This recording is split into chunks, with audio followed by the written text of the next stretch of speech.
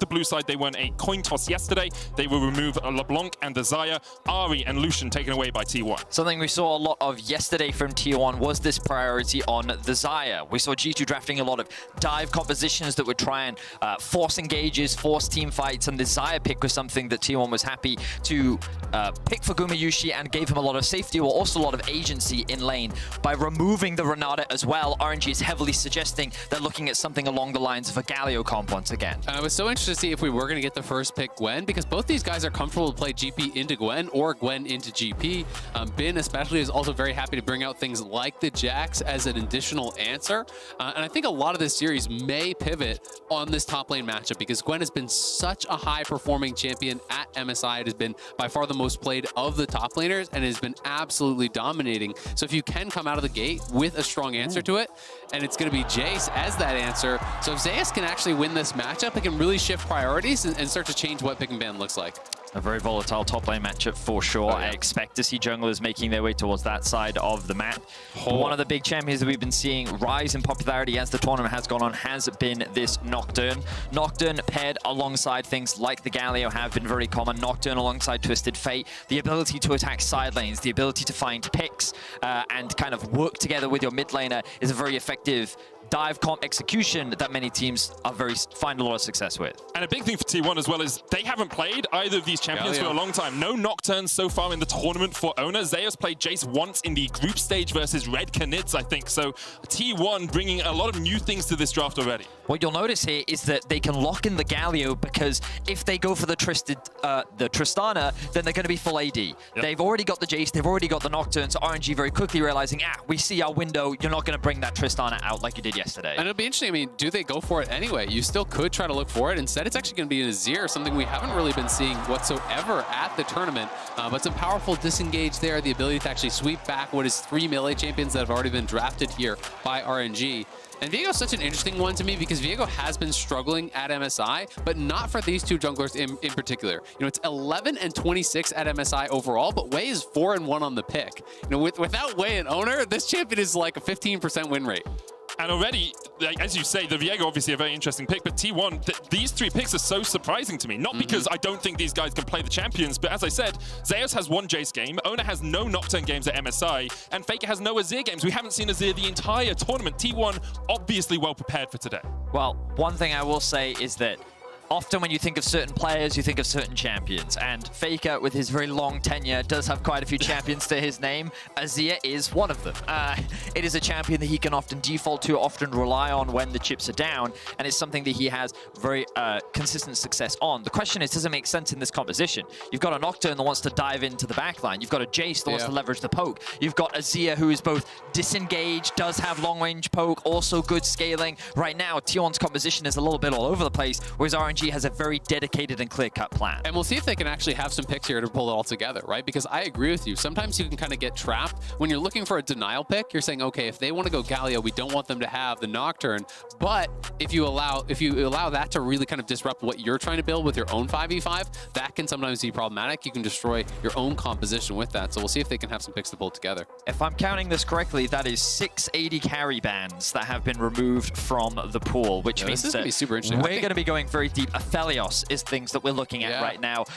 Oh, the Caitlyn. Oh, do we get like a Caitlyn Lux or something? It was fabled coming into the tournament. It was something that I was speaking with Cadril about extensively. And in the LCK, this was like pick ban. This was a champion that you could not afford to give T1. And now they're finally going to be bringing it out. Range is very clearly the identity of T1's composition. 6 games, 6 wins for Gumayusi on the Caitlyn this year. And and generally when we see Caitlyn, we see it paired with range supports, right? So now RNG have to decide, what do they actually want to go to? Yes, there are some things like the Aphelios, but the laning phase is definitely weaker. It can actually, I think, suffer into things like that Caitlyn Lux potentially. If you want to go for something like Tristana, that really would suffer. So I think your options become more limited because T1 has heavily focused ADs in the pick ban. RNG did as well. And potentially with the last pick support, T1 is going for that 2v2 dominance. You know, they have been incredibly strong. And when you think to how RNG has had success, you know, not just here, but also regionally in the LPL, it was largely through Gala's team fighting. You know, when they would fall behind against top, you could always rely on Gala to crush in team fights.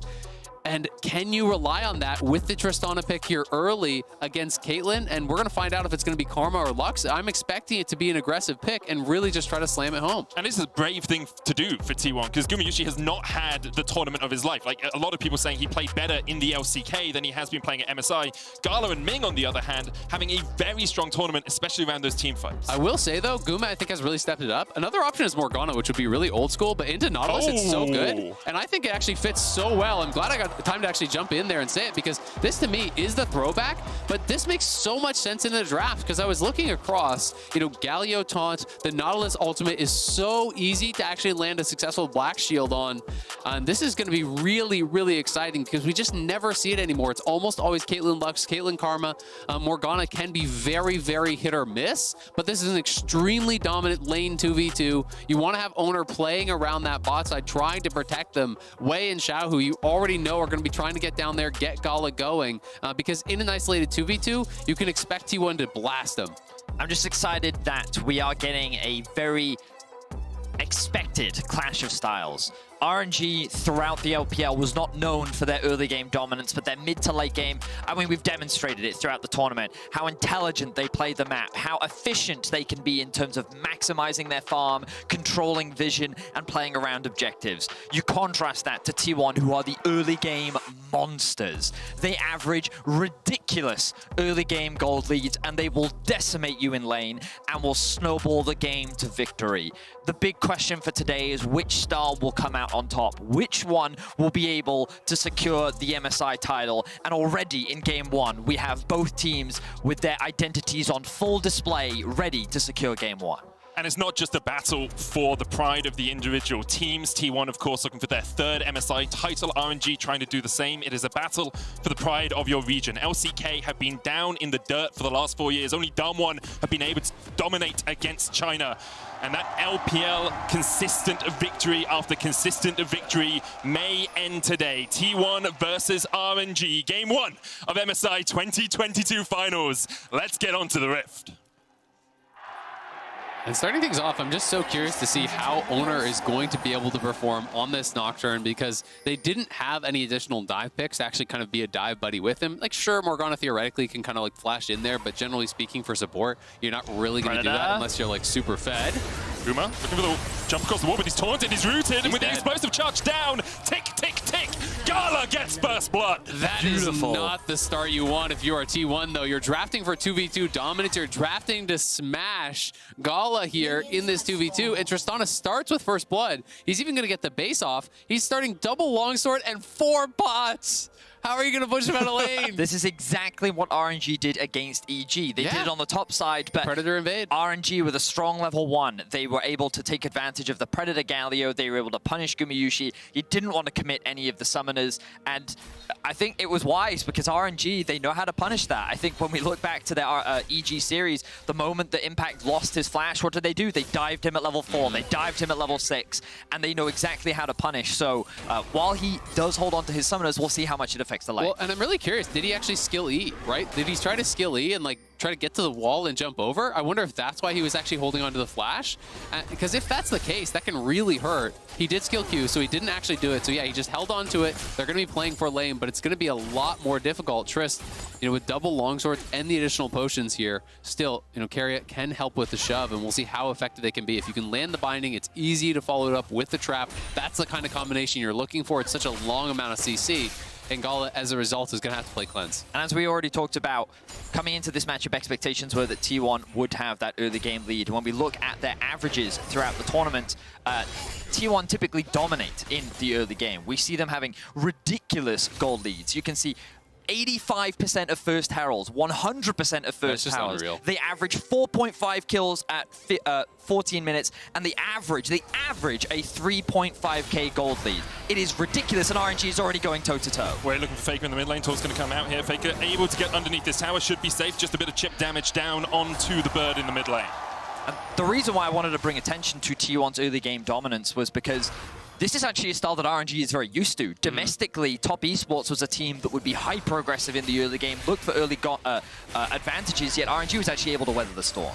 Yeah, absolutely, right? And largely it was about their team fighting. And as we said, it was about Gala in the later stages, playing around him having success in that 5v5 stage later on. Ming able to clear out the traps that Guma did put down there. That was a really late rocket jump. I think he was trying to buffer it. Maybe he was expecting he might get hit, so buffering the rocket jump. But early on in the game, it's a very long cooldown, so we'll see if they can look to punish that whatsoever. Keria also is playing Comet and Ignite, so again, very lane-focused here for T1, so it is problematic if they can't get an advantage. You really do want to try to chip out the Trist, push them in, and then harass them under tower and start farming plates, because when you're playing these double-range lanes with Caitlyn, it's not just about the 2v2, it's about winning the 2v2, then getting out on the map and being able to farm plates across the map. You have to play from ahead against something like the Tristana. Xiaohu stopped it in his Justice Punch. Fake able to slide forward, put some damage down in the mid lane. Zeus looking for some damage onto Bin in the top lane, not going to be able to get too much more. And as you say, that it wasn't just the fact that Gala got gold out of the first kill, it's the fact that he was able to get all of these pots. Because although Gumayusi and Keria have the pushing lane, they have the pressure in this lane, Gala can just stand back, accept that he's going to be 10, 15, 20 CS down, but not lose too much because he's always able to be topped up on health. The credit to them, though, they've had the push, right? They've already gotten their first plate here 4 minutes in, so that is really, really good. You know, Owner was shadowing them to make sure that they could get the crash.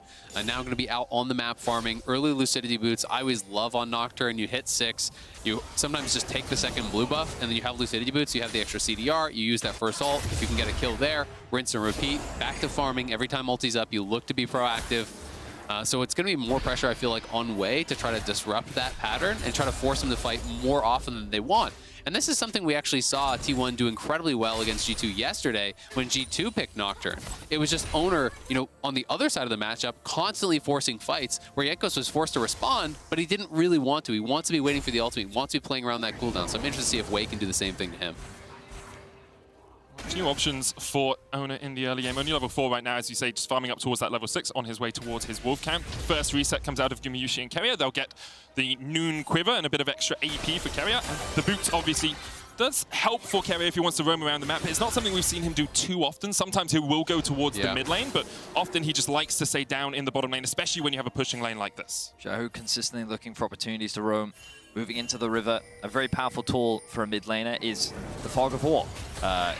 We often like to talk about how roaming can generate a lot of pressure, but by just moving into fog, you immediately have to, oh, he could be coming top, he could be coming bot, and Xiaohu demonstrating that pressure and T1 having to respect. Well, look at how much vision they have in the topside river. You know, RNG have covered that with multiple pink wards. They have the scuttle. They have another ward as well over on Raptors. That is to threaten that move from Xiaohu up towards topside, and that is kind of hinting that that is the side of the map that they are looking to play towards. But Xiaohu, Predator popped here. A Lucidity boot rush for him as well. But of course it is spotted out by that pink ward, so Keria and Gumayusi able to play this safe. Still, every time that they can get that little relief of pressure, it's going to be a good thing here for Gala and Ming. And I do want to bring up as well, yesterday when we saw T1 play against the Galio, we saw Caps being heavily punished in the laning phase. A large part of that was because of the Tristana that he was playing into, but also he was kind of forced to play off the timings of his bot lane, whereas now we're actually seeing RNG play to the timings of Xiaohu. He will push out the wave when he sees an opportunity, and then Wei will group up with him, and then they'll look to control vision. And Azel, you're highlighting it, and our observers are showcasing it for us now. Look at how dark the map is right now, contrast to the amount of control RNG have. And again, I want to bring us back to that final versus Top Esports. The ways in which they would mitigate that pressure, try and weather that storm of early aggression, was by utilizing map control, good vision, and just doing what they could to prevent a dominant early game team from snowballing and dominating the early game. Stun's gonna land, there's the hook follow-up, no duck shield in time for Keria. Second kill of the game over to Gala. Gumayusi able to retreat. Nicely done. Wei with so much patience there, they get the kill. And perfect follow-up from Ming, flashing in. There's actually 0 wards. 1 ward now placed on the map by T1, that pink ward that just got dropped by Owner topside. They literally had no wards on the entire map, which was pretty shocking to see. You know, multiple sweepers, the trinkets were all in cooldowns, no one had a pink down, so didn't have any tracking on Wei, and he just had the patience there, finds the kill, and now they're going to be relieving that pressure again, getting a good reset here for Gala.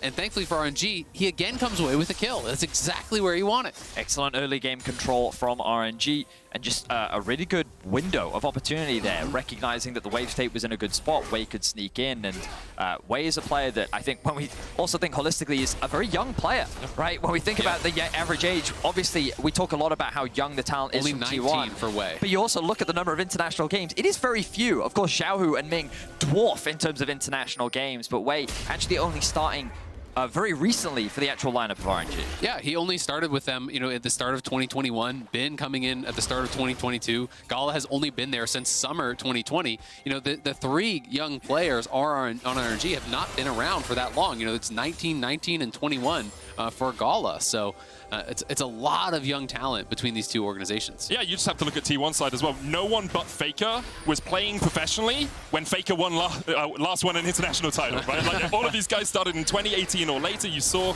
very young players, and we'll have to see how they're able to match up into RNG, who have had a strong early game start. Absolutely, and I think it really speaks to the scouting, from these teams, right? T1, everyone except for Carrier came up through the T1 organization, through their academy teams and kind of scouting teams, amateur teams, and have been, such incredible talents for this roster. So many young players on the T1 side.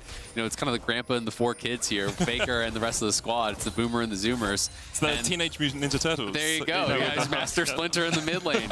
But I mean, they're just playing it so mechanically impressively across this whole year that, Faker showcased yesterday that he can dominate sometimes in the 1v1, but he doesn't always have to. He often does play more of a facilitating role because his side lanes are so commonly ahead, are so commonly winning. He isn't forced to take risks. For the moment, he hasn't actually been forced to move out of his lane too much either. 20 CS up over Xiaohu on this Galio. Of course, T1 had this pressure in the bottom lane, and we thought from the draft they were likely to play around it. RNG have matched that well. Wei has been in the right position. Obviously, First Blood helped with that. But T1 still at the 10-minute mark, about 1,000 gold ahead. It's sort of what we would expect, because when we talked about it, T1 have drafted 3 winning lanes. They're pushing top, pushing mid, and pushing bot, and you can see that CS discrepancy really starting to build across all 3 lanes. On top of that, T1 have 2 plates in the top lane. They have 1 plate in mid lane. They have 3 plates in bot lane. They are leveraging their early strength in order to secure these plates. And sure, they aren't finding these kills, but at the end of the day, their composition is doing what it is designed to do, which is win lane, and RNG are just doing their best, as we've repeatedly discussed, to try and weather that storm, mitigate that pressure, and limit T1's impact in the early game. And my big question on if T1 can begin to snowball that is, how effective is the first Nocturne ultimate going to be, right? He has 3 pieces of CDR, so he actually has been able to purchase that up before having used his first ult, which always does feel really nice. Caulfield's Kindle Gem as well as the CDR boots. But he is level 7. He wants to get out there on the map, try to get active. If you can get that first kill, start to convert, some of these early tower plates that you've gotten into something more, into a full first tower. And you can really extend that advantage, because I don't think that Nocturne wants to play from parity here. He doesn't have a dive buddy. You have to be more active in the early stages, because I do think that the job in the 5v5 is going to be really difficult for Owner. How on earth are you going to be able to get on a backline when Tristana can just jump away when you have a Galio in front of you? And you have been just wrecking through your backline. We did see Ace in the hole used by Gumushi just for some harass down towards that bottom side. Ming has left Gala alone for a while as RNG trying to set up around this first dragon. They made a few forays into the T1 jungle, got a bit of vision down. You can see, once again, T1 with 3 wards on the map. 2 in the bot lane bushes, 1 in the top lane. I don't think they're going to contest this dragon, as RNG will take it. And RNG is one of the only teams that has really been prioritizing dragons, at this event. It has been a much more fast-paced event. The average game time, 29-16, so very few teams are even getting to Soul. But RNG, throughout the Rumble stage, had a 70% first dragon rate. T1 only 40%. They are focusing much more on Herald in general, but this game, RNG able to get both Herald and that first dragon, so going to be feeling really good about that, as the gold gap is closing significantly, and I do favor RNG's comp quite a bit from even states. And I'm looking at the gold right now. You can see that Gala is in fact ahead of his lane counterpart, even with the CS discrepancy, by and large, thanks to the 2 kills on the plate. RNG leveraging this fog of war. We already talked about Xiaohu and how he utilizes it. Now the RNG bot side of the map doing the same thing. Good flash away from Carrier. Ming tried to find a flash hook. Carrier flashes himself. Could have gone for the Black Shield, but of course then the Nautilus will chase you, and he can look for Gumayushi with a depth charge. And again, want to bring your attention to the minimap. Notice this control that RNG have. They see the Nocturne is hovering around. They have this ward, they have this ward. They also have these 2 control wards in the top river. It's just complete river dominance from the side of RNG, and they're just keeping an eye on what Nocturne is doing. You talked about it, Azael. How impactful will that first Nocturne ultimate be? RNG is not giving him a chance to use it. Absolutely. I mean, they're just crushing in the vision game right now. You know, T1 is getting choked out as far as that goes. They're not really having many eyes on this. Bin just using his ult really to clear out the wave as Zeus was threatening the dive and chipping this down. He does have TP, so he's just going to use the ult, clear out the wave, base, come back. And yes, Bin is getting pressured, but I have to say he's done a very good job of keeping the farm even. And this matchup, especially when Gwen goes Ghost, gets really scary later on for Jace, because in these extended lanes, especially once you get towards Riftmaker, there is the potential to get chased down. And it's partly the knock-on effect of knowing where Ona is. Reasonable position themselves by having a gold lead. It's just a matter of can they execute this composition against what RNG have drafted and into the style that RNG typically likes to play. And obviously, as T1 start to take these tier 1 towers, it does open up the map more for them. Nocturne very good at getting into a side lane, very quickly bolstering his teammates and trying to get those 2v1 plays in that top or bottom lane. And I want to very quickly, once again, draw your attention to the minimap. Look at these supports, their own timings. Ming missed Ming that will be ward. spotted out, but Carrier doing the exact same thing. This vision war is really going to be decided by 2 of the best supports in the world. I mean, this is huge, though, because Faker has TP, and they know Wei and Ming are in this bush. So unless they're backing, they know exactly where they are. Kerry is here, Ona's here, Faker can TP in. This is a very good ward. Faker is in a position to TP right now. He's just making his way back towards the mid lane. RNG, this trap, they don't know that they are the ones. Yeah, they have unleashed TP right now. I think that's maybe what they were waiting for, because the TP ward is actually now available just across. Yeah, they're going to go. Depth charge comes out. There's the Black Shield as well. The hook goes wide. Ona coming in with the ultimate as well. And there's the TP by Faker. T1, they laid the bait. They set the trap, and RNG walked unsuspecting into the gaping maw of T1. Xiaohu here to join. Double taunt. Faker able to dodge to the side of it. Way very low. Doesn't want the resets. He's going to be able to get one. Zeus on the back line. Forced out by Bin. He will fall as well. Gumayushi now joins the fray. It is a 2 for 2 in the top lane. This is really good for RNG, though, because Gala is alone in the bottom lane. He could potentially take this first tower right now. This would be the first time they had lost first tower. We'll see if he can even win the race. He lost his minions, so it's going to be really close between them, but it looks like T1 will still actually get it and maintain the 100% first tower rate, just barely. But I love the setup from T1, recognizing not only that they could actually lay this trap, but waiting until it was post 14 minutes so Faker could join not from the tower, but from the lane ward. It was really, really intelligent, very well orchestrated. But RNG able to fight their way out of it. Xiaohu getting up there with the ulti. Bin's ult came off cooldown barely at the end, so he could win out against Zeus as well. And I think what's great for T1 in that situation too is that they didn't have to commit. It was very situational based on whether or not RNG chose to try and spring that trap, which they did. They committed to try and killing Zeus, and then the moment that they did, that was when T1 responded. They had Caitlyn coming down in lane, and we highlighted the ward. The fact that Ming didn't actually catch it there. That's the positioning. disgusting. Ming doing everything right. It's just barely. Ming literally doing everything that he's supposed to do, Except not sweep the quite. ward. Unfortunately, not quite That was the catching one that thing. ward. And T1 then, notice it. So Faker, he's just catching this mid wave, not giving anything away. Such a good Then bait. the moment that the engage comes through, the moment that RNG overstep in the lane and the ultimate comes through, that's when the TP strikes. Yeah, but Bin was such a problem here. You know, even though he didn't start the fight with the ulti, was able to really buy a lot of time there. Now there's a TP flank here coming in from Xiaohu. Remember, tier 1's down. Yeah, Zeus has no tower here to defend him. This should be an easy enough kill for the RNG top laner and mid laner. There's the taunt. No flash coming out from Zeus. He'll save that one for another day. Bin with his second kill of the game. They hand that one over to Bin, and T1 is going to cross-map it on the top side of the map with a Herald. So good use of the TP from Xiaohu in order to punish well, I guess the towerless Zeus in that position. His team was on the top side of the map. He ends up getting caught. And it's going to be hard now because Bin actually just got back-to-back kills, right? He is going to be going, more for the split push build. He's got his first dagger, going to be working towards that Nashor's. So, will be looking really strong in the 1v1, and Xiaohu's going to continue playing towards him.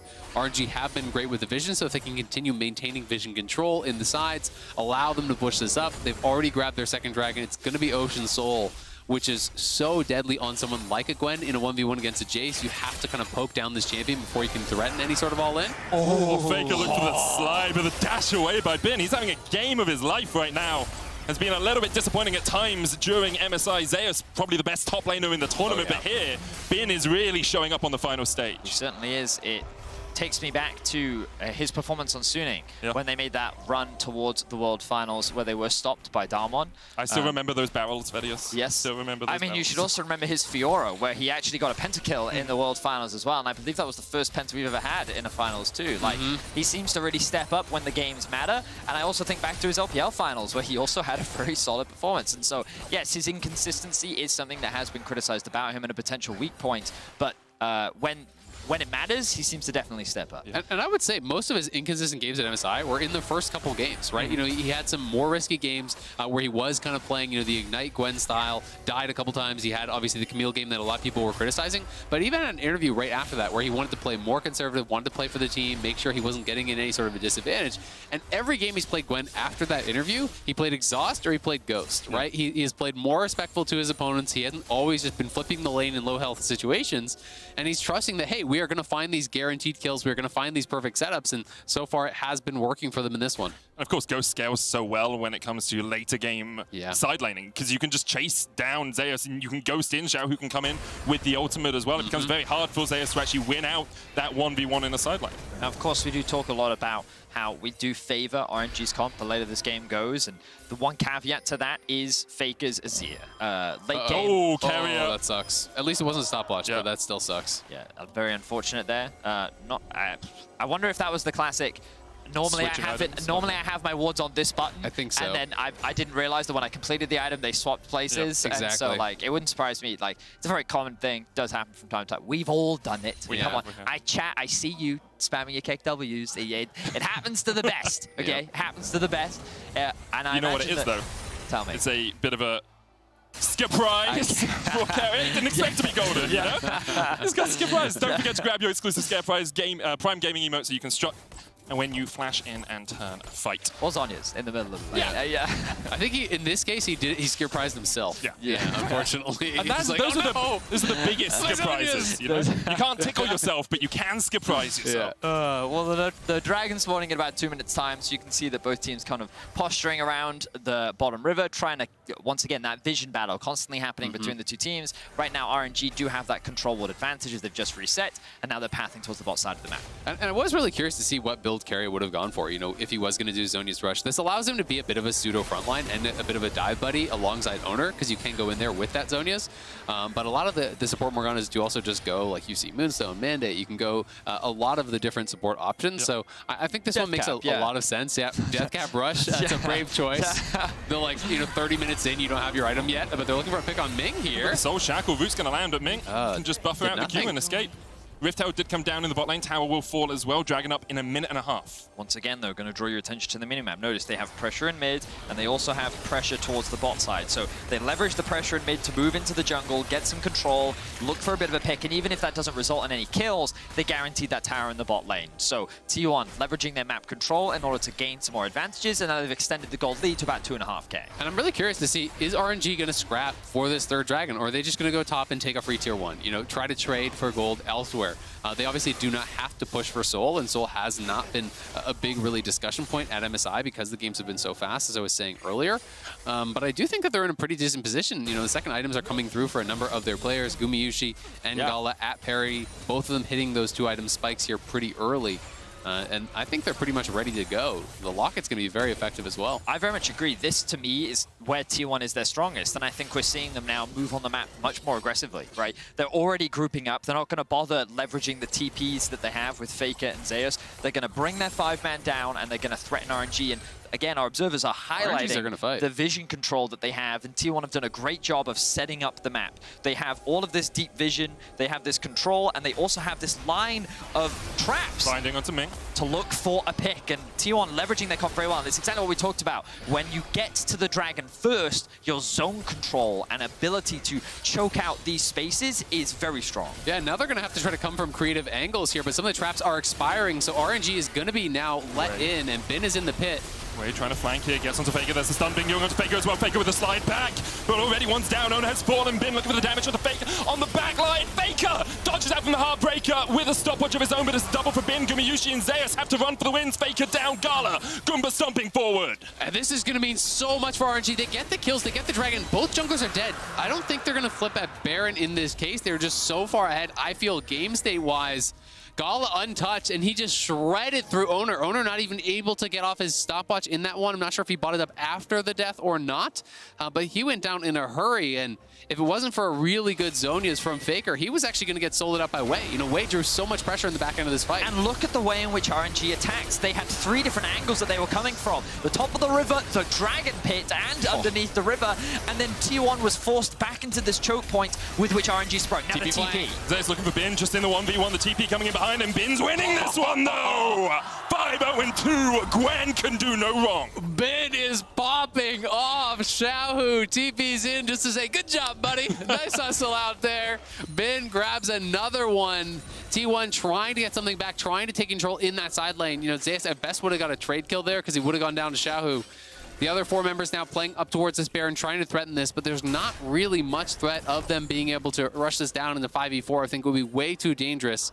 But if they are left alone and you can get something like a kill in the side lane, Azir can shred through objectives, can kill that Baron very quickly. So RNG are going to have to try to reclaim some vision here and always keep eyes on it. Zeus does have the TP as well. RNG, I think they're not going to overcommit here. I think that if they wanted to play for anything, that top tower is looking very juicy for them. They could look to try and reclaim some control back around the Baron area. Again, I'm going to keep bringing this minimap up because I think it's really important to highlight. Notice before when Zeus died once again in the side lane, it's largely thanks to this control that RNG have in the map. And credit to T1, they're making the correct plays. They're setting up their own vision control and leveraging their pressure in terms of the cross. But it's not really netting them any advantages. They couldn't force the Baron in that situation. And now Carrier could be in danger. Gala jumps across the wall. Carrier does have flash. Will use it to escape. Didn't want any more of that damage from RNG. When we saw the gold, Gala 1,300 gold ahead of Gumayusi right now. To be honest, it's starting to feel like T1 are getting closer to where they're just going to flip the Baron. Yeah. I think they've lost control of this game, and they realize the only way they can fight is with RNG walking into them, right? So they're spending so much time in this Baron area, setting up the trap line, you know, trying to force RNG in to fight them. But RNG's not going to take the bait. You know, they're close to having IE on Gala. He's the richest person in the game. You're at Dragon Soul Point here. So unless T1 are willing to absolutely just flip at an objective, they're not going to get that fight that they want from RNG. And we think back to that last Dragon fight, RNG literally walked at them. Yeah. Like the Banshee's sitting on top of Xiaohu, the Merc treads on the Nautilus. They don't care about the Morgana binding. They don't care about whatever CC you have, which is very limited in its entirety. Xiaohu is more than happy to proc his Predator and just sprint straight at you to force these engages. And so T1 is going to find it harder and harder to get an advantageous fight. And I just love that RNG were coming from multiple angles, right? Yep. Ming in through mid lane, you know, the rest of the team coming in through that side brush. We had Wei wrapping around behind on Faker, attacking multiple sides. And getting that stun onto Faker was huge as well because it meant he couldn't slide the rest of the team away. He couldn't put that Emperor's Divide down and disengage the fight for T1. RNG have finally found parity in terms of gold, only 200 gold between these two teams. Ocean Soul available to them in a minute and a half's time. And although T1, they have scaling, they have damage on their side. You know, Faker is on the Azir very strong as the game goes on. Right now, it feels like Bin is too big, Gala is too big, and Xiaohu is just so good at disrupting and finding these pockets of vision. And we talked about how it felt good for T1 with their 2-item spikes. You now look across to RNG and you see that Infinity Edge being completed on Gala and you're like, now I feel like RNG is stronger. Now I feel like it's RNG that's kind of reaching that point. And you talked so much about the Gwen earlier on, Azale. You look at those items, you press tab, and you see that she's almost completed her 3rd one, and you're like, 3 is game over for Jason in side lane unless you're on like 6. So. Yeah, it's a scary situation to find yourself in. And again, the gold is similar, but it's a little deceptive to the actual strength of RNG right now. Absolutely. But at the same time, you know, it is a highly lethality comp. There's lots of squishy members on both sides. If T1 can find that perfect engage, if they can catch Gala out, burst them down, you know, there's always that opportunity. But the fact that Gumayusi is having to go towards LDR, his IE is going to be very, very delayed. Gala doesn't have to do that. It's all squishy members. If you can lock anyone on T1 down for about 3 seconds, Gala will kill them. Like, that's about all he's going to need. So it is very, very important that T1 have that perfect beginning to the fight, or it's going to go sideways fast. T1 waited for the Serilders on Zeus, then TP'd in. Ming trying to hook himself away here. No real follow-up apart from that binding. How do you get any closer to the Nautilus if he does manage to use that dredge line? Xiaohu and Bin on the flank. Owner spots them. Zeus and Carrier there as well. Mid lane Prio for T1. Wei and Ming coming in from the side.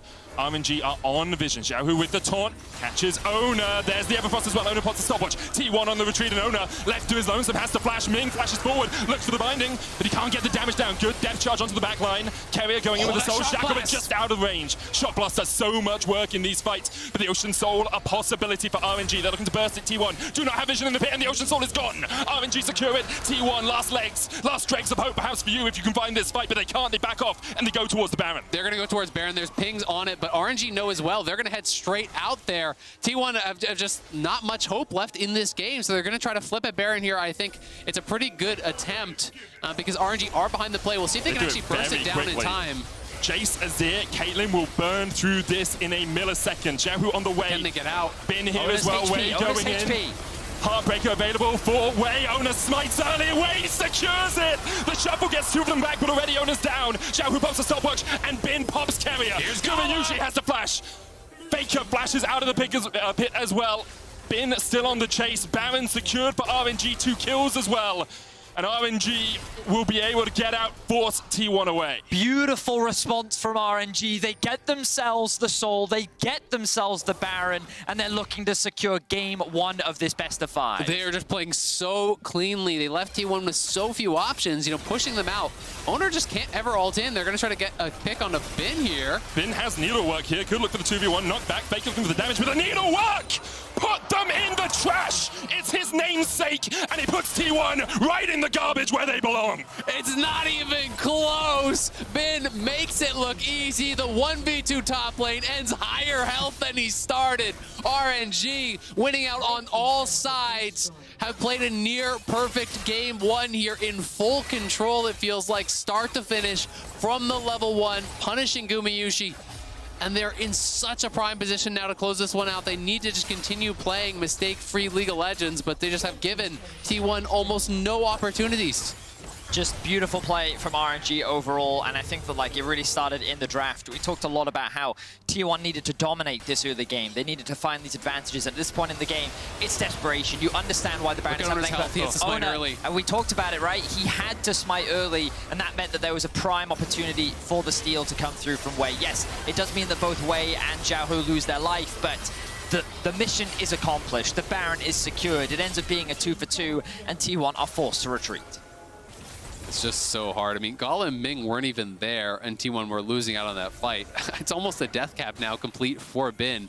Goes home, builds up the Cosmic Drive. Full BT now done for Gala as well. They have the Ocean Soul on top. This one is looking pretty much all wrapped up here for T1.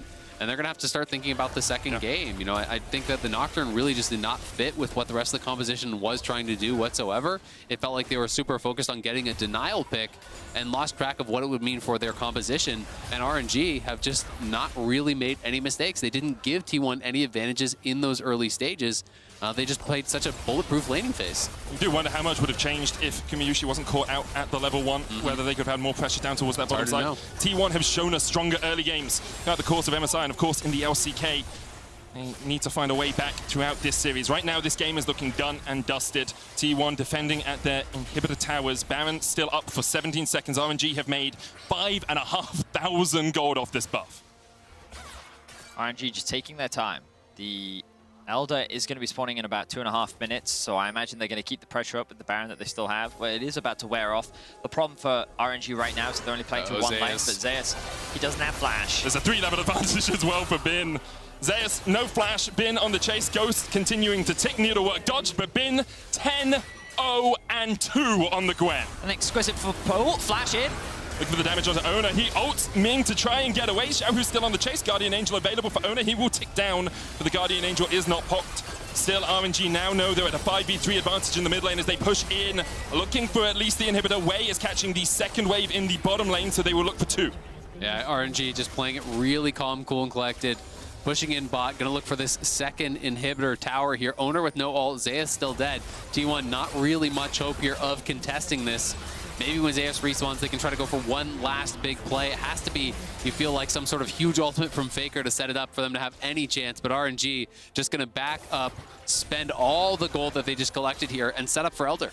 And of course, it's important to remember that T1 are known for dropping games in series. Yep. It is not uncharacteristic for them to even lose that very first game of their best of threes during the regular season, and they did drop a game in their finals as well. So I would definitely not count them out of this series, but I think the RNG came in with a very strong showing. After T1 absolutely dominated, and there were a few question marks considering the closeness of RNG versus EG, many touted T1 as the clear favorites coming into this best of 5, and I think RNG have come in with a very convincing game 1, showcasing we're here to play, we're here to compete, and we're here to secure ourselves our third title.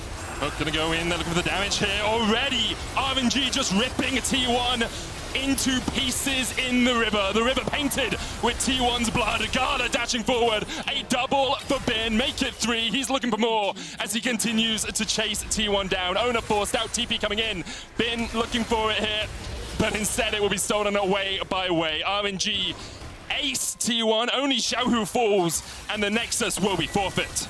RNG making it look easy here in game number 1. T1 going to have a lot of questions to answer in the draft. Coming up in game number 2, the Jace pick not really working in the Gwen, the Nocturne not really fitting in, and RNG are cruising. RNG weathered the early game storm that was T1 and take game 1 in the MSI finals.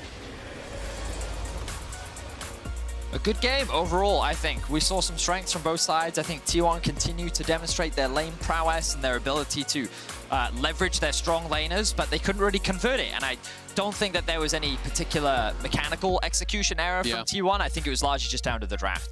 I think that by going for a Jace Nocturne first rotation, you already made it very difficult for yourself in terms of finding a comp that all wants to do the same thing. And then while I think they did have a strong Caitlyn Morgana, going for a different direction with the jungle, something like a Lee Sin, would have given you the ability to create a split map, give you more opportunities to try and better snowball that side of the lane. And I think that, yeah, their comp was a little disjointed, but even with that, they demonstrated their strong mechanical prowess and ability to generate leads in the early game. Moving into game 2, I just expect their draft to very much make changes. I mean, one of the big things I also think you have to highlight is how good RNG were with the vision control in the early stages, right? You know, they knew T1 had to snowball this game. It was such a huge investment in early pink wards. Everyone was buying them. It felt like every single base for RNG. They were dominating the vision game, it felt like, in the first 10-15 minutes. And T1 just weren't really able to find those plays. It was so late in the game that we actually saw Owner's first ulti. And even in that play, it ended up being a pretty even trade. Yeah, struggle for T1 in the early game. We'll see if they, in the mid game, so we'll see if they can bounce back. As we go to a break, let's check in on T1.